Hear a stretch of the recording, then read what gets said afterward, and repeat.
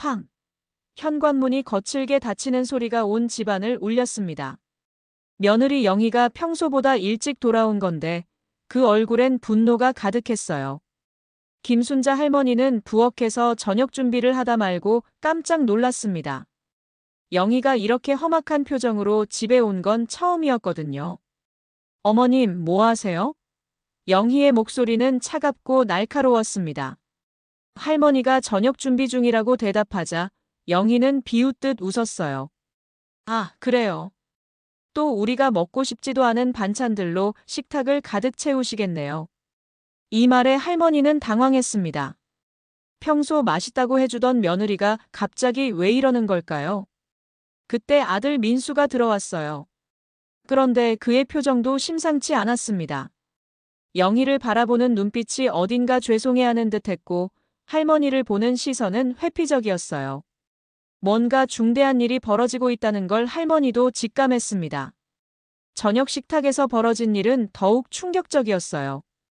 영희가 갑자기 젓가락을 내려놓더니 말했습니다. 솔직히 말씀드릴게요. 더는 이렇게 못 살겠어요. 할머니가 무슨 뜻이냐고 묻자 영희는 눈을 흘기며 대답했죠. 집에서 숨도 못 쉬겠어요. 친구 하나 마음 편히 못 부르겠고 신혼부부 같은 분위기는 꿈도 못 꾸겠어요. 아들 민수는 고개를 푹 숙인 채 아무 말도 하지 않았어요. 할머니는 가슴이 철렁 내려앉았습니다. 설마, 정말 설마 하는 생각이 머릿속을 스쳤거든요. 영희는 계속해서 폭탄 발언을 쏟아냈습니다. 어머님도 이제 독립하실 나이 아니세요? 우리도 우리 생활이 있는데 말이에요. 그 순간 할머니의 세상이 흔들렸습니다. 30년간 함께 살며 가족이라고 믿었던 사람들이 자신을 짐처럼 여기고 있었다는 현실이 눈앞에 펼쳐진 거예요. 하지만 이건 시작에 불과했습니다. 진짜 충격적인 사건은 바로 내일 아침에 기다리고 있었거든요. 할머니는 그날 밤 한잠도 이루지 못했습니다. 다음 날 아침 할머니는 평소처럼 일찍 일어나 아침 준비를 했습니다. 그런데 아들 민수가 식탁에 앉더니 예상치 못한 말을 꺼냈어요. 어머니, 저희가 말씀드릴 게 있습니다. 그의 목소리는 차가웠고 옆에 앉은 며느리 영희는 아예 할머니를 쳐다보지도 않았습니다. 민수는 망설이다가 결국 폭탄 선언을 터뜨렸어요. 어머니께서 다른 곳에서 살아주셨으면 합니다. 순간 할머니의 머릿속이 하얘졌습니다. 뭔 소리냐며 당황하는 할머니에게 며느리 영희가 차갑게 말했죠. 어머님, 저희도 신혼부부처럼 살고 싶어요. 계속 함께 살기엔 너무 답답합니다. 할머니는 믿을 수 없다는 표정으로 아들을 바라봤어요. 그동안 이 집안을 위해 얼마나 헌신했는데 이런 말을 듣게 될 줄은 꿈에도 몰랐거든요. 민수야, 엄마가 뭘 잘못했니? 할머니의 목소리는 떨렸습니다. 하지만 아들은 고개를 돌린 채 대답했어요. 잘못하신 건 없어요. 그냥 저희가 독립하고 싶을 뿐입니다. 며느리 영희는 더욱 직설적이었어요. 솔직히 말씀드리면 어머님 때문에 집안 분위기가 무거워요. 친구들도 못 부르겠고 자유롭게 살 수가 없어요. 이 말에 할머니의 가슴이 철렁 내려앉았습니다. 그동안 자신이 방해가 되고 있었다는 걸 전혀 몰랐던 거예요. 아들은 이미 원룸을 알아봤다며 주소가 적힌 종이를 내밀었어요. 보증금과 월세는 저희가 내드릴게요. 할머니는 그 종이를 받으며 온몸이 떨렸습니다. 30년 넘게 함께 살던 아들이, 친딸처럼 아끼던 며느리가 자신을 이렇게 차갑게 내칠 줄은 상상도 못했거든요. 평생 모은 전 재산을 아들 집 마련에 다 써준 것도, 손자 돌봄을 위해 자신의 삶을 포기한 것도 이 순간엔 아무 의미가 없어 보였습니다. 그날 오후 할머니는 간단한 집만 꾸려서 집을 나왔습니다. 현관문을 나서며 뒤돌아본 집 안에서는 벌써 며느리가 할머니 방을 정리하고 있었어요. 마치 처음부터 자신이 없었던 것처럼 말이죠. 뒤도 돌아보지 않고 떠나는 할머니의 뒷모습을 보며 아들과 며느리는 안도의 한숨을 쉬었어요. 하지만 그들은 몰랐습니다. 이 결정이 얼마나 큰 후회를 안겨줄지 말입니다. 낡은 원룸 문을 열고 들어선 할머니의 얼굴은 말이 아니었습니다. 곰팡이 냄새가 코를 찔렀고 창문 하나 제대로 열리지 않는 답답한 공간이었어요. 이게 내가 살 곳이라고? 할머니는 무릎이 꺾이며 바닥에 주저앉았습니다. 75평생 이런 굴욕을 당해본 적이 없었거든요. 첫날 밤 할머니는 눈물도 나오지 않았어요. 그저 멍하니 천장만 바라보며 지난 세월을 되돌아봤습니다. 남편이 일찍 세상을 떠난 후 아들 하나 키우려고 얼마나 고생했는지 몰라요. 재봉틀 돌리고 청소일하고 심지어 새벽 배달까지 했었죠. 아들 대학 보내고 결혼시키고 집까지 마련해줬는데 결국 이런 대접을 받게 될 줄이야. 이틀째 되던 날 할머니는 용기를 내어 아들에게 전화를 걸었어요. 민수야, 엄마가 정말 잘못한 게 있으면 말해봐. 하지만 아들의 대답은 차가웠습니다. 어머니, 이제 서로 독립해서 사는 게 좋을 것 같아요. 생활비는 매달 드릴게요. 전화는 그렇게 끊어졌습니다. 그때였어요. 복도에서 인기척이 들리더니 옆집 문이 열렸습니다. 할머니와 비슷한 연배의 여자분이 나왔는데 그분이 바로 박정순 할머니였어요. 어머, 새로 이사 오셨나요? 정순 할머니의 목소리는 따뜻했습니다. 순자 할머니는 그제야 며칠 만에 처음으로 사람다운 대화를 나눴어요. 정순 할머니는 비슷한 처지였습니다. 아들네 집에서 쫓겨나 혼자 살고 있다는 거예요. 하지만 그녀에게는 놀라운 비밀이 있었어요. 사실 저는 지금 온라인 쇼핑몰을 운영하고 있어요. 정순 할머니가 조심스럽게 말했을 때 순자 할머니는 귀를 의심했습니다. 정순 할머니는 스마트폰을 꺼내 보여줬어요. 한 달에 200만 원 정도 버는데 요즘 시니어 마켓이 정말 뜨거워요. 건강식품부터 시작해서 지금은 생활용품까지 팔고 있죠. 순자 할머니의 눈이 번쩍 뜨였습니다. 정말요? 저도 할 수 있을까요? 그날부터 두 할머니의 특별한 동거가 시작되었어요. 정순 할머니가 알려주는 온라인 비즈니스 세계는 순자 할머니에게 완전히 새로운 세상이었습니다. 컴퓨터도 제대로 만져본 적 없던 할머니가 주문 처리부터 고객 상담까지 배우기 시작했어요. 뭔가 가슴이 뛰는 일이었습니다. 하지만 이건 단순한 용돈벌이가 아니었어요. 정순 할머니는 비밀스럽게 말했습니다. 사실 제가 목표로 하는 게 있어요. 저를 버린 가족들에게 제대로 된 복수를 하는 것이죠. 순자 할머니의 마음속에서도 뭔가 타오르기 시작했습니다. 한 달이 지났습니다. 순자 할머니의 변화는 놀라웠어요. 새벽 5시면 어김없이 일어나 컴퓨터 앞에 앉았고 밤늦게까지 상품 연구에 몰두했습니다. 정순 할머니도 깜짝 놀랄 정도였어요. 이렇게 빨리 배우는 사람은 처음 봐요.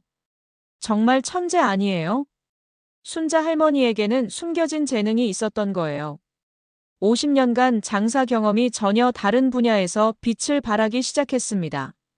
고객들이 뭘 원하는지 직감적으로 알아차리는 능력, 한번 본 사람은 절대 잊지 않게 만드는 친근함이 온라인에서도 고스란히 전해졌거든요. 첫 번째 대박이 터진 건 건강차 판매였어요. 할머니가 직접 우린 차 사진을 찍어 올렸는데 단 하루 만에 주문이 쇄도했습니다. 댓글들이 줄줄이 달렸어요. 할머니 손맛이 느껴져요. 우리 엄마 생각나네요. 정말 정성스러워 보여요. 순자 할머니는 신이 났습니다. 그런데 진짜 반전은 따로 있었어요. 할머니가 고객 상담을 하면서 보여준 섬세함과 진정성이 입소문을 탔거든요. 다른 온라인 쇼핑몰들과는 차원이 달랐어요. 주문 하나하나에 손편지를 동봉하고 고객의 상황을 세심하게 물어보며 맞춤형 상품을 추천해줬습니다. 어느 날 순자 할머니에게 특별한 제안이 들어왔어요. 대형 온라인 플랫폼에서 연락이 온 거예요. 할머니의 스토리와 판매 방식이 화제가 되면서 전용 매장을 열어보지 않겠느냐는 제안이었습니다. 월 매출이 500만 원을 넘어서자 정순 할머니도 놀라워했어요. 하지만 순자 할머니의 목표는 단순한 성공이 아니었습니다. 어느 날 밤 그녀는 정순 할머니에게 진심을 털어놨어요. 정순 언니, 저는 단순히 돈을 벌고 싶은 게 아니에요. 저를 버린 아들과 며느리에게 제대로 보여주고 싶어요. 제가 얼마나 대단한 사람인지 말이에요. 정순 할머니가 빙긋 웃으며 대답했습니다. 그럼 이제 진짜 계획을 세워볼까요? 사실 제게도 특별한 아이디어가 있거든요. 두 할머니는 그날 밤늦게까지 머리를 맞대고 뭔가를 계획했어요. 그들의 눈빛에는 복수가 아닌 당당한 자신감이 넘쳐 흘렀습니다. 다음 날 아침 순자 할머니는 거울을 보며 미소를 지었어요. 2달 전에 초라하고 절망적이던 모습은 온데간데 없었습니다. 이제 진짜 게임이 시작될 시간이었어요. 아들과 며느리는 아직 몰랐지만 곧 깜짝 놀랄 일이 벌어질 예정이었거든요. 순자 할머니는 이제 매일이 전쟁 같았다. 새벽엔 택배 박스를 정리하고 오전엔 고객 응대를 하며 오후엔 정순 할머니와 머리를 맞대 상품 사진을 찍고 영수증을 정리했다. 하지만 그 바쁜 와중에도 할머니는 절대 놓치지 않는 일이 있었다. 바로 작은 수첩에 매일매일의 감정을 메모하는 것이었다. 민수와 영희가 했던 말, 그날의 표정, 집을 떠나오던 날의 냄새까지 세밀하게 적어두었다. 언젠가 필요할 날이 올 거라는 예감 때문이었다. 정순 할머니가 추천해준 디지털 녹음기도 항상 손에 쥐고 다녔다. 시장에서 우연히 만난 아들의 지인과의 대화, 며느리와 친구들의 통화 내용, 카페에서 들은 뒷이야기까지 조용히 녹음해 두었다. 직접 말하지 않아도 들려오는 단서들은 점점 퍼즐 조각처럼 맞춰지기 시작했다. 민수가 재산 문제로 뭔가 계획을 세웠다는 정황도 이 과정에서 드러났다. 할머니는 겉으로는 아무 일도 없는 듯 행동했다. 택배 기사에게는 늘 웃으며 간식을 챙겨주었고 고객에게는 손글씨로 감사 편지를 보냈다. 하지만 그 웃음 뒤에는 한 번도 느껴보지 못했던 냉정한 각성이 자리하고 있었다. 그동안은 왜 그렇게 순하게만 살았을까? 왜 한 번도 의심하지 않았을까? 이제는 그렇게 살고 싶지 않았다. 매출은 꾸준히 올라갔다. 대형 플랫폼과의 콜라보도 성공적으로 마무리되었고 시니어 창업 멘토 요청까지 들어왔다. 할머니는 인터뷰를 할 때마다 자신이 이 일을 시작한 이유를 솔직하게 말했다. 가족에게 쫓겨나 새로운 삶을 시작하게 됐다고. 사람들은 눈시울을 붉혔고 댓글에는 수많은 응원이 쏟아졌다. 그러던 어느 날 아주 특별한 메시지가 도착했다.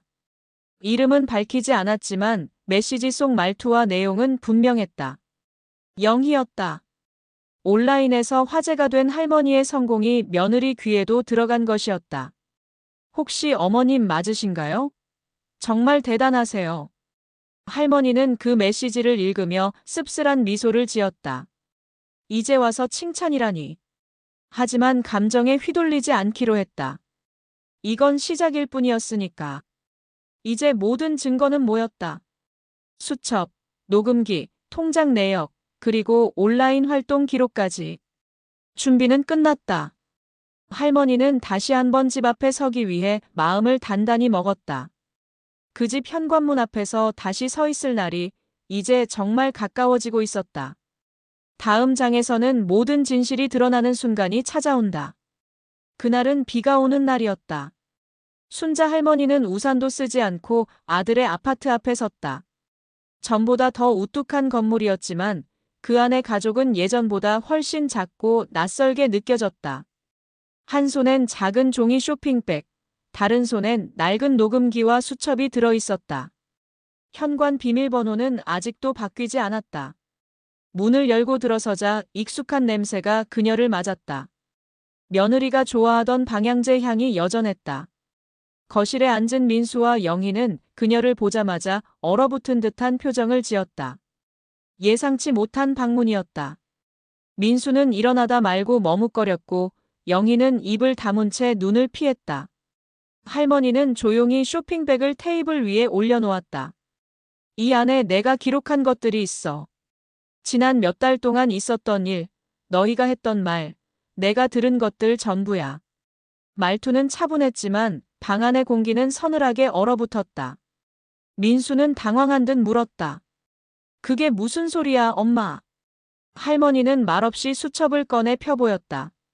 아들의 지인이 시장에서 했던 이야기, 며느리가 친구에게 했던 전화 통화 내용, 민수가 보험 상담사와 나눈 대화까지 모두 날짜와 시간까지 적혀 있었다. 그 중에는 할머니 앞으로 가입된 생명보험에 대한 내용도 있었다. 수령이는 민수였고 상담사의 설명까지 녹취되어 있었다. 영희는 그걸 보자마자 얼굴이 하얗게 질렸다. 민수는 더는 말이 나오지 않는 눈치였다. 할머니는 조용히 녹음기를 꺼내 다시 말없이 테이블에 올려두었다. 민수가 다급하게 손을 뻗었지만 할머니는 단호히 막았다. 이건 내 보험이야. 내 인생이기도 하고. 그동안 내가 어떻게 살아왔는지, 얼마나 너희를 위해 희생했는지. 하지만 이제는 내 삶을 나 스스로 지키기로 했어. 순간 방 안의 공기가 무너져 내렸다.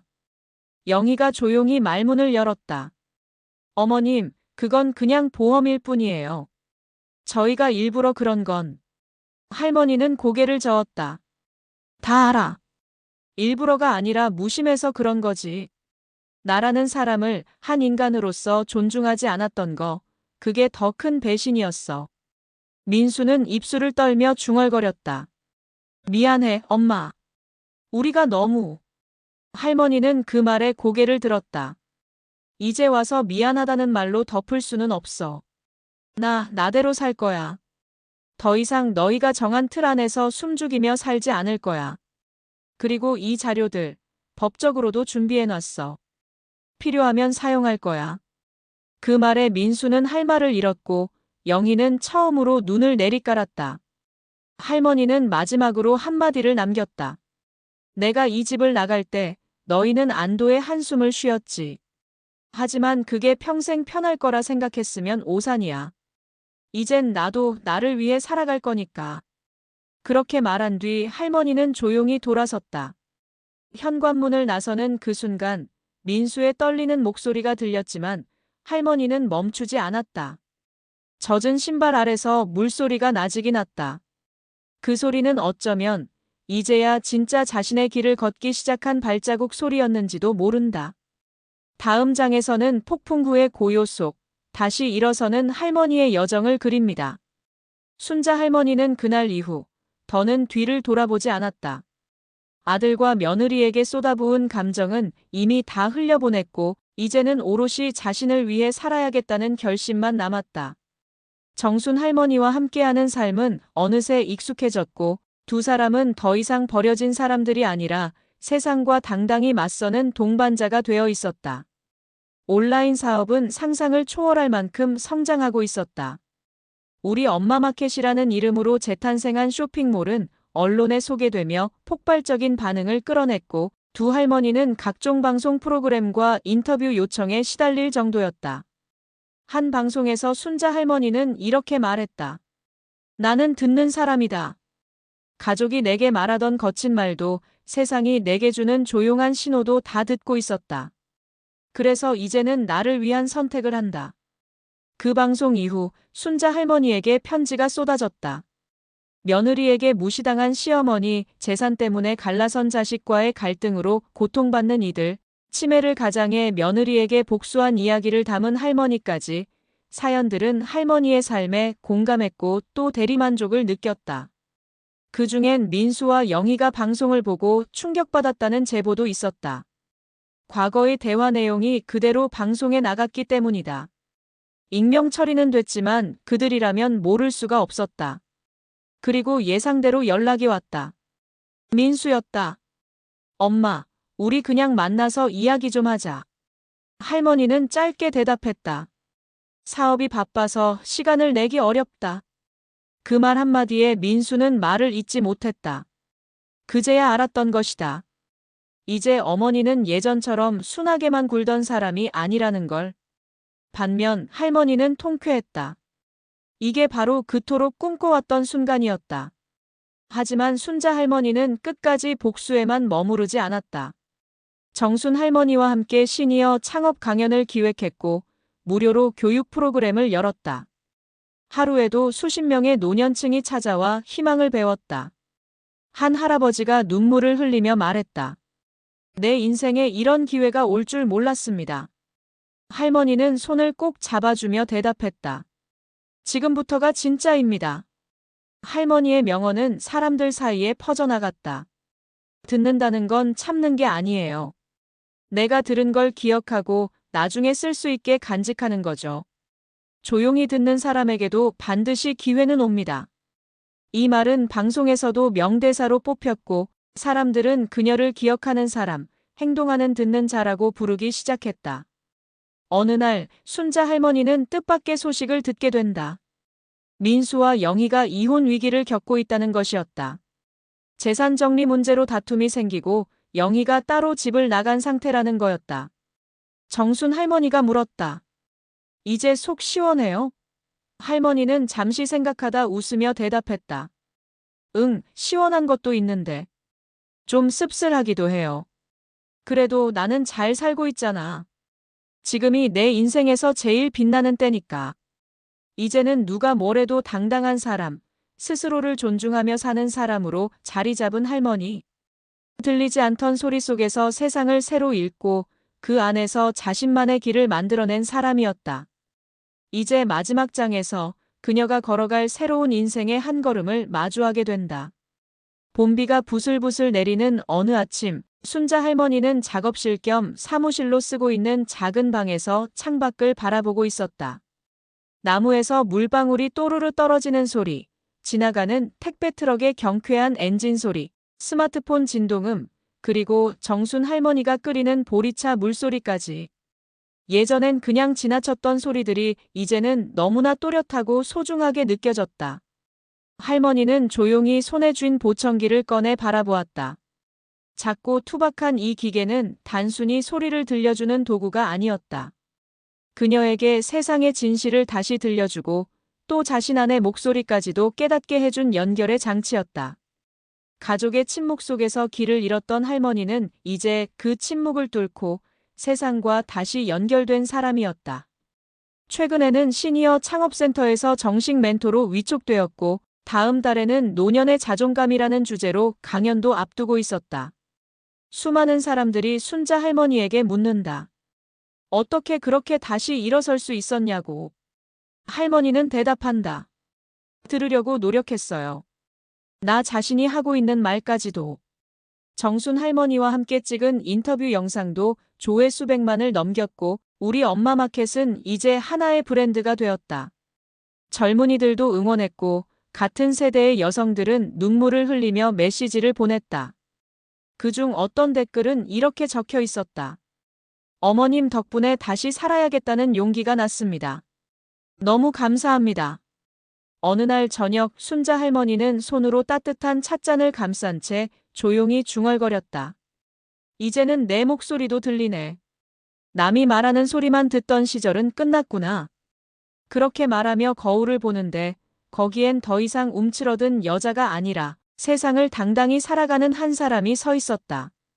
그리고 그날 밤 할머니는 유튜브 카메라 앞에 앉아 이렇게 말했다. 잘 들으셨나요? 이야기는 여기까지지만 우리의 인생은 여기서부터입니다. 이제는 듣기만 하지 말고 말하세요. 당신의 삶이 얼마나 소중한지, 당신도 얼마나 대단한 사람인지. 우리가 외롭다고 느끼는 순간, 바로 그때가 시작입니다. 좋아요와 구독 꼭 눌러주시고요. 이 이야기가 당신의 하루에 작은 용기를 드렸다면 다음 이야기에서 또 만나요. 순자 할머니처럼 우리도 다시 시작할 수 있으니까요.